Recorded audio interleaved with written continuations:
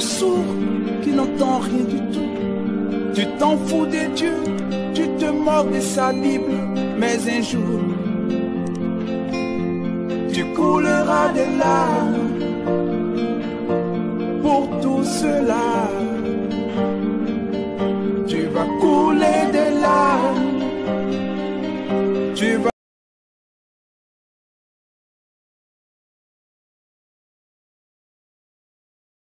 Chers tous, bien-aimés dans le Seigneur, nous sommes toujours là pour répondre aux questions qui nous ont été posées.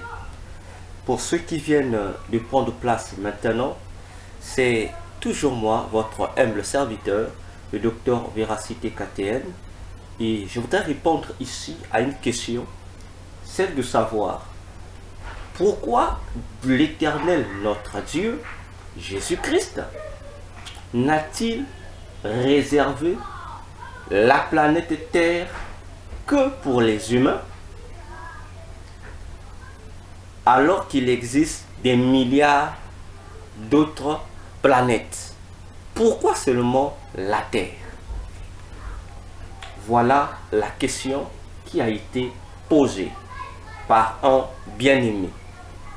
Alors, toujours dans notre initiative de réponse aux questions appuyée par la parole de Dieu, la Bible, nous allons y répondre.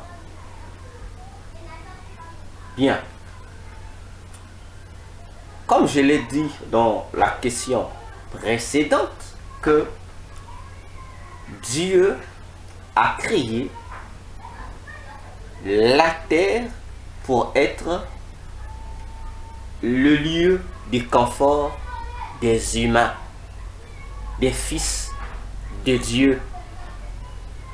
Comme l'Éternel, notre Dieu, le confirme dans Ésaïe 45, le verset 18. Alors, nous devions comprendre une chose fondamentale et très importante que nous allons développer ce soir dans notre groupe WhatsApp à propos de l'intercession, dont le thème est la pensée de Dieu. Là-bas, nous allons développer l'élément que je voudrais évoquer ici de manière raccourcie. Alors, non seulement la terre, mais toute la création, je dis bien, toute la création physique. Lorsque je parle de la création physique, je fais allusion ici à l'univers visible et tout ce qu'il renferme. Voyons-nous?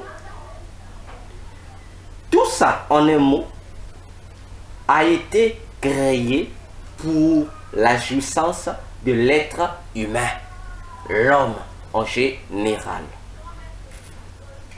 Cependant, dans l'univers, la Terre, la planète Terre, encore appelée la planète bleue, a été sélectionnée par le Créateur Jésus-Christ pour être l'abri de l'homme, de l'être humain.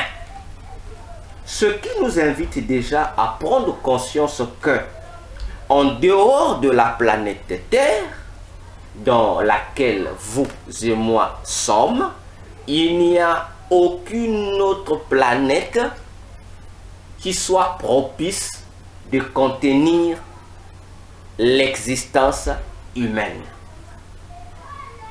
Pour mieux le dire, seule la planète Terre contient les mécanismes favorisant l'existence humaine. Je redis encore, parmi toutes les planètes qui existent, étant donné que nous savons qu'il existe des planètes qui ont reçu des appellations scientifiques, vous avez d'une part des planètes, selon la science bien sûr, vous avez d'autre part des astéroïdes, voyez-vous, d'autre part vous avez des comètes, etc., etc. Ça, ce n'est pas notre problème.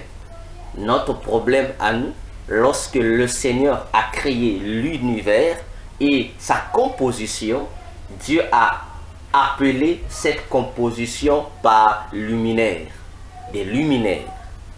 Parce que cela se trouve dans la parole de Dieu, dans le livre de Genèse 1, du verset 14 jusqu'au verset 16e. Vous allez retrouver cela là-bas. Nous allons le lire avec vous et permettez que je prenne ma Bible pour que cela soit vérifié. Comme j'ai l'habitude de le dire, chaque fois que nous parlons, ayez les Bibles entre vos mains pour vérifier. Soyons des semblables aux chrétiens de Béry qui examinaient chaque jour tout ce que Paul les enseignait pour voir si c'était conforme. Alors, Genèse 1, du verset 14 jusqu'au verset 16. Lisons ce qui est écrit dans la Bible. Puis Dieu dit qu'il y ait des luminaires dans l'étendue des cieux pour séparer la nuit d'avec le jour, et qui servent de signe pour les saisons et pour les jours et pour les années, et qui soient pour luminaires dans l'étendue des cieux afin d'éclairer la terre. Et il fut ainsi. Dieu donc fit deux grands luminaires, le plus grand luminaire pour dominer sur le jour et le moindre pour dominer sur la nuit. Il fit aussi les étoiles. Et Dieu les mit dans l'étendue des cieux pour éclairer la terre, et pour dominer sur le jour et sur la nuit, et pour séparer la lumière des ténèbres. Et Dieu vit que cela était bon. Ainsi fut le soir, ainsi fut le matin, ce fut le quatrième jour. Donc, nous remarquons bel et bien ici que au quatrième jour de la création physique, le Seigneur a configuré le temps sous le fonctionnement des luminaires. En tête de page, le soleil qui est le plus grand luminaire. Voyons-nous, c'est pourquoi nous sommes, l'univers est géré par le système solaire. Voyons-nous, donc l'univers est géré par le système solaire. Je dis et je répète, contre toute autre théorie de la science. Voyons-nous, donc, l'Éternel a créé tout ce qui compose l'univers, que ce soit les planètes, que ce soit les étoiles, ou encore ce que la science appelle par les astéroïdes ou les comètes, bien-aimés dans le Seigneur. Pour Dieu, Dieu a créé des luminaires. Dieu les appelle luminaires. Ce sont des luminaires. Ils ont pour vocation d'éclairer la terre, soit le jour, soit la nuit. Voyons-nous, ainsi, chers tous, nous le savons, qu'il existe dans l'univers des milliards de planètes que même jusqu'à aujourd'hui, la science n'arrive pas à déterminer. Voyez-vous? Et jusqu'à ce que le monde sera recréé, les scientifiques n'auront jamais cette capacité de nous dire exactement le nombre de planètes qui existent dans l'univers. Ils ne sauront jamais. Parce que si le diable et ses démons ne le savent pas, combien à plus forte raison nos scientifiques, nos astronautes ou nos astronomes, attention. Pour dire ici que la planète Terre, parmi toutes les autres planètes qui existent, est la seule à l'intérieur de laquelle Dieu a configuré l'existence humaine. Je précise et j'insiste. L'homme peut aller sur la Lune, mais l'homme ne peut pas vivre sur la Lune. L'homme peut aller ailleurs, dans une autre planète, mais il ne pourra pas y vivre parce que les autres planètes n'ont pas de mécanisme favorisant cette existence de l'homme. Impossible. Je dis impossible. Voyons-nous. J'ouvre une parenthèse ici. Depuis longtemps et aujourd'hui, une théorie ne cesse de prendre de plus en plus d'ampleur. Laquelle théorie? Celle qui prétend que la planète rouge, c'est-à-dire la planète Mars, serait aussi propice à la vie humaine. Je vous assure, c'est un mensonge. Donc c'est l'un des mensonges du siècle des scientifiques véreux. C'est un mensonge. Parce que la planète Mars ne sera jamais propice à l'existence humaine. Derrière cette théorie, il se cache une vérité que ces scientifiques-là véreux ne veulent pas révéler au public. Voyons-nous, il y a une préparation qui est en train d'être faite à l'intérieur de la planète Mars. Quelle préparation? Une préparation des démons que la science appelle extraterrestres, qu'elle prétend être une autre forme humaine, une autre forme d'existence sur d'autres planètes. Oui, je vous assure, les extraterrestres sont des démons, ce ne sont pas des autres humanoïdes tels que l'extrapolent les scientifiques véreux qui ne sont en réalité que des agents du diable. Voyez-vous? Donc, les extraterrestres sont des démons à part entière. Des extraterrestres sont une catégorie de démons spécifiques qui ont pour objectif d'accomplir certains buts. Et ces démons-là sont répartis parce que même dans le monde satanique souterrain d'où j'ai été disciple, il y a aussi des extraterrestres. Ah oui. Dans le monde des sataniques des eaux, il y a aussi des extraterrestres. La spécialité de cette catégorie de démons extraterrestres, c'est quoi? C'est le développement de la technologie. Ah oui, c'est le développement de la technologie.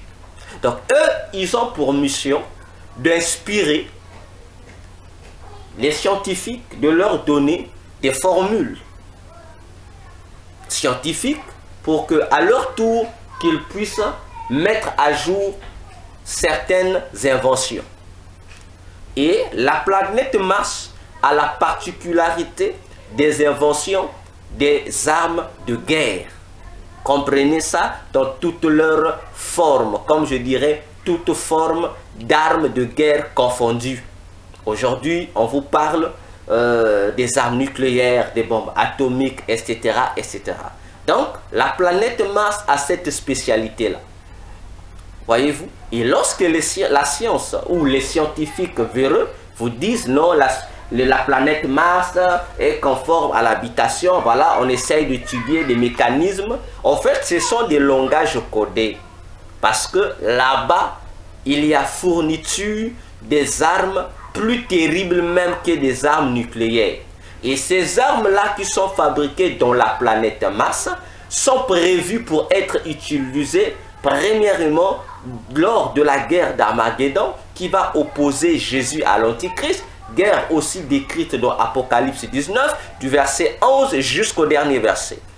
Deuxièmement, ces armes seront aussi utilisées lors de la guerre finale entre Jésus et Lucifer, Satan en personne, appelée dans la Bible la guerre de Gog et Magog. Ces armes-là seront utilisées. Interrogeons-nous un seul instant. Pourquoi la Russie, les armes les plus meurtrières de la Russie s'appellent Lucifer d'une part et d'autre part Satan? Ça doit nous amener à des fortes réflexions. Et il m'a remarqué, ce serait à vous de déterminer, coïncidence ou démoniaque. À vous de conclure. La Russie est aussi appelée l'univers rouge. Je dis la Russie, le pays qu'on appelle la Russie. La Russie porte l'emblème du monde rouge. Pourquoi? Mais parce que la Russie est le promoteur d'une idéologie satanique qu'on appelle le communisme ou aujourd'hui le socialisme. Voyez, cette idéologie politique satanique a un emblème qui est la couleur rouge. Si vous ne me croyez pas, regardez le communisme dès sa naissance jusqu'à aujourd'hui. Leur emblème, c'est le rouge, qui évoque quoi? Une révolution. Quel genre de révolution? Une révolution politique, mais sanguinaire.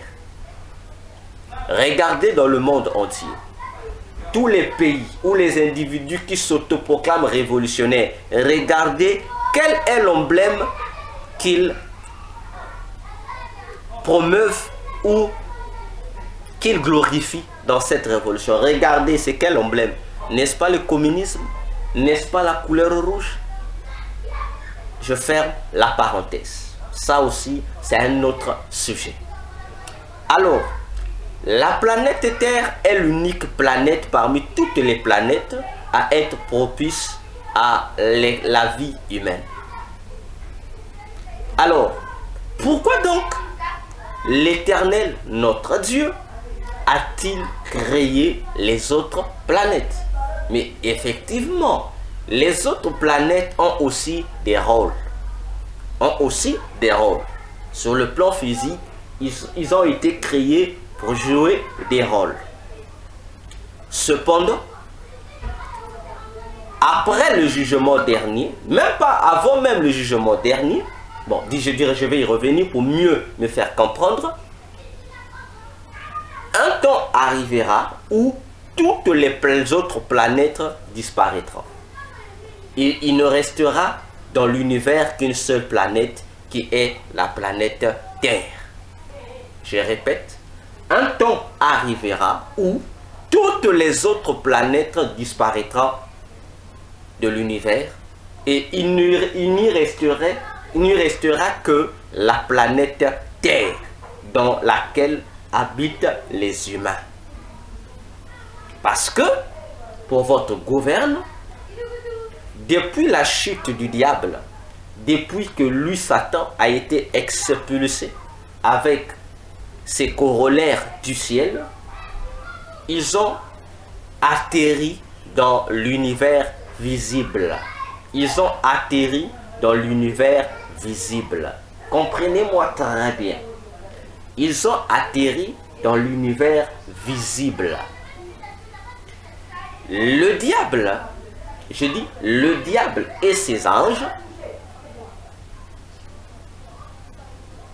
ont été créés. Je dis bien et je répète. Le diable et ses anges,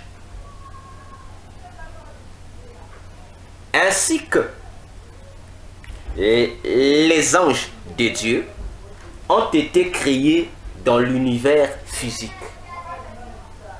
Je répète pour une troisième fois. Les anges et les démons ont été créés dans l'univers visible. J'espère que vous me comprenez très bien. Lorsque Genèse dit, par exemple, je paraphrase, je prends cela par extension. Genèse 1:1. Au commencement, Dieu créa les cieux et la terre. Les cieux et la terre. Cela doit nous interpeller. Pourquoi on dit les cieux? Pourquoi on n'a pas dit le ciel et la terre? Mais on dit les cieux et une terre. Donc Dieu a créé plusieurs cieux, mais une seule terre. Ça devrait, nous les serviteurs de Dieu, les prédicateurs de l'évangile, les enseignants de la parole de Dieu, cela devrait nous interpeller. Il y a eu des cieux qui ont été créés, mais il y a eu une terre qui a été créée. Mais ces cieux-là sont quoi? Ces cieux-là, c'est quoi? Ces cieux-là, dans ces cieux, vous avez des planètes.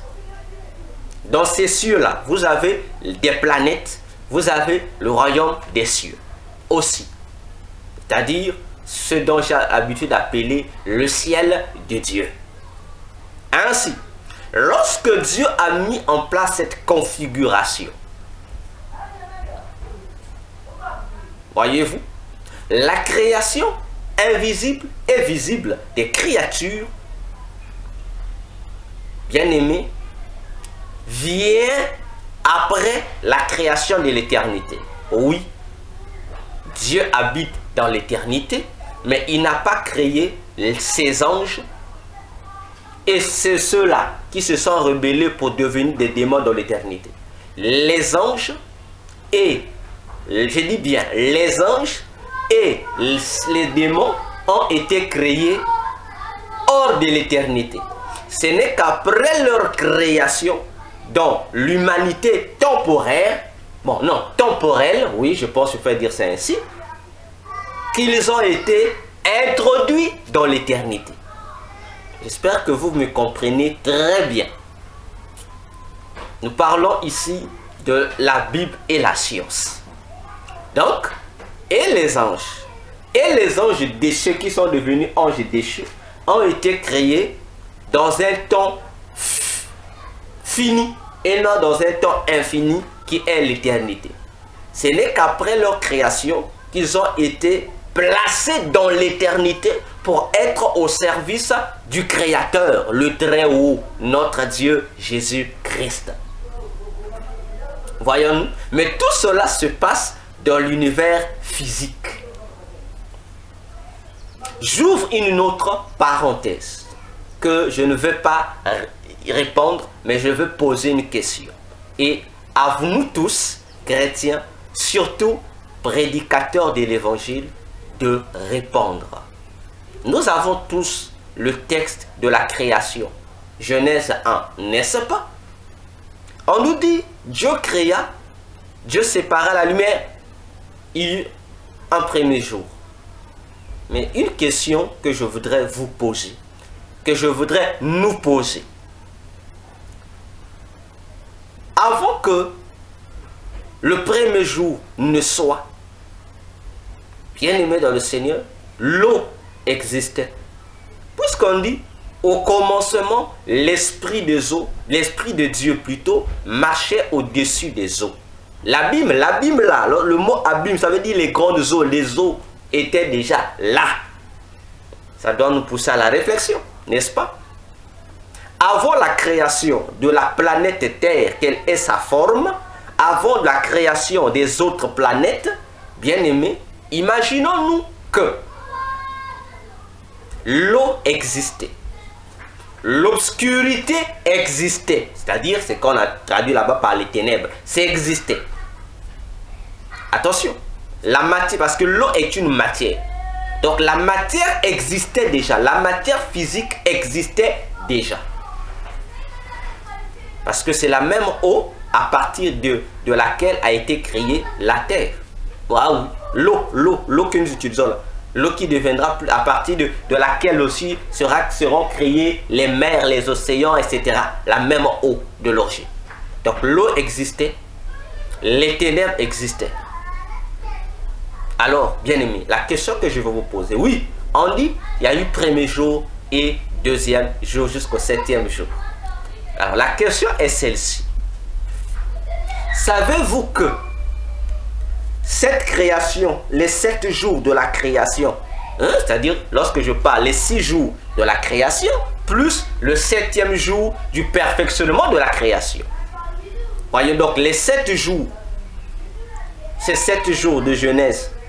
D'abord, ce sont des 7 jours, pas des 1000 ans, parce que là aussi les chrétiens ont été trompés par les démons. Le fait que les chrétiens ont entendu parler que dans la Bible, il est aussi dit qu'un jour devant Dieu égale à 1000 ans, que 1000 ans devant Dieu égale à un jour. Alors les chrétiens commencent à appliquer cela partout où ils voient le jour. Attention, Je dis attention, parce qu'il y a des contextes dans la parole de Dieu où un jour égale à 1000 ans, ou un jour n'est pas égal à 1000 ans, égal à 24 heures. Attention. Ainsi, les 7 jours, ou les 7 jours de Genèse, de la création de Genèse, de la création que Genèse nous décrit ici, ne sont pas des jours de 1000 ans. C'est faux et archi faux. Je mets une croix vraiment en fer. C'est faux. Ces 7 jours sont des jours de 24 heures. Ah oui, vous allez me dire, mais docteur, comment? J'ai dit, je ne vais pas répondre. Je pose des questions ou une question à vous, lecteurs de la Bible, enseignants de la parole de Dieu, prédicateurs et ministres de Dieu, d'y répondre, de prendre la Bible, d'organiser une journée ou des jours où vous devrez enseigner aux frères et sœurs que vous dirigez dans les églises. Nous sommes au temps où la connaissance de Dieu doit augmenter. Voyons-nous, ce sont des jours de 24 heures et non de 1000 ans. Non. Alors, la question épineuse que j'allais poser est celle-ci. Savez-vous que ces 7 jours de création se déroulaient dans un mois? Les mois existaient. Vous allez me dire, mais comment? Oui. Les mois existaient. Donc, la création de Genèse 1 a été faite au mois de Tishri. Chez les Hébreux, le mois de Tishri correspond au mois de septembre. Dans le calendrier romain, c'est au mois de septembre. Donc, Dieu a créé l'univers physique à partir du mois de septembre. N'est-ce pas? Alors, je vous propose la question, essaie de savoir, comment pouvez-vous résoudre cette équation? Si il y avait déjà le mois, Dieu a créé ça, il y avait un mois. Et c'est le mois de Tishri qui correspondrait dans notre calendrier romain au mois de septembre. Je vous pose la question. Dans l'année, nous avons 12 mois. Septembre correspond à quel mois dans le calendrier hébreu? Première question. Deuxième question. Une fois que vous trouvez l'emplacement de ce mois, vous maintenant dites-nous les autres mois. Il va rester le fois, il y a 12 mois. Si septembre fait partie d'un mois, bon, prenons par exemple d'après le calendrier romain. Septembre correspond à quel mois? Au 9e mois, à moins que je me trompe. Au 9e mois de l'année. Donc si Dieu a commencé sa création au 9e mois de l'année, alors je vous pose la question. Les 8 premiers mois, Dieu faisait quoi? Ça c'est la 3e question. Et la 4e question, essaie de savoir. Essayons un peu de faire l'équation. Le temps existait déjà, oui, avant que le temps qui sera configuré le 4e jour, d'abord le 1er jour et le 4e jour ne soient. Il y avait déjà le temps qui était là. Je ferme la parenthèse de cette question. Poursuivons. Donc, je disais que toutes ces planètes-là vont disparaître un jour pour ne laisser que seule la planète Terre. Vous pouvez lire cela dans Apocalypse 7, du verset 14 au verset 17. Apocalypse 7, verset 14 jusqu'au verset 17. Vous pouvez également lire Apocalypse 6, le verset 12 à 17. Apocalypse 6, le verset 12 à 17. Apocalypse 8, verset 12. Vous allez trouver ces précisions là-bas. Vous lisez aussi Apocalypse 12, plutôt Apocalypse 22, verset 1 au verset 7. Parce que lorsque Dieu va rétablir toutes choses, déjà pendant la 2e moitié du règne de l'Antichrist, c'est-à-dire lorsque le Seigneur va commencer à frapper les habitants de la terre à partir du 7e sceau, c'est-à-dire des trompettes, la Bible nous fait comprendre que les planètes vont commencer à se dégrader. Les étoiles, les comètes, les planètes comme telles vont commencer à se dégrader.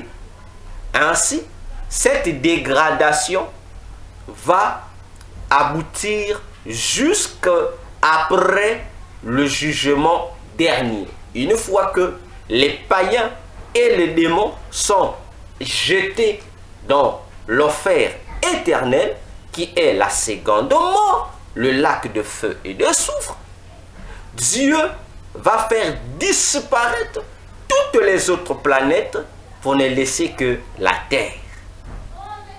Parce que les luminaires, les planètes ont été créées, établies dans l'étendue, dans l'espace, dans l'univers pour éclairer la Terre. Or, à cette période, la parole de Dieu déclare que Dieu lui-même sera la lumière de son peuple. Et nous n'aurons plus besoin de la nuit et du jour parce que le soleil et ses corollaires, les autres planètes, ne seront plus. C'est-à-dire, les luminaires vont disparaître.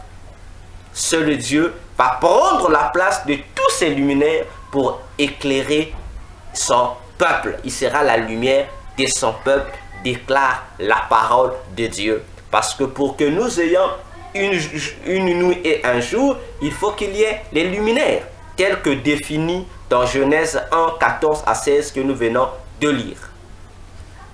D'ailleurs, je vous apprends pour votre information, la science sait et confirme cela. Il y a des documents où c'est confirmé qu'ils savent que bientôt le soleil va cesser d'être soleil. Bientôt le soleil va cesser d'éclairer le monde. Ils savent, la science sait. Je dis, la science le sait. La NASA le sait. Voyez-vous? Et c'est connu. Il n'y a que le peuple de Dieu, la majorité, qui reste encore ignorant. Donc, les scientifiques savent que bientôt l'univers va se dégrader. Ils sont informés, ils savent. C'est pourquoi, bien aimé, il est important que nous, Église, que nous soyons également informés de ces choses. Comprendre comme le bien-aimé Henri veut le comprendre en posant cette question. Pourquoi seulement la terre? C'est pourquoi tout sera détruit, sauf la planète Terre.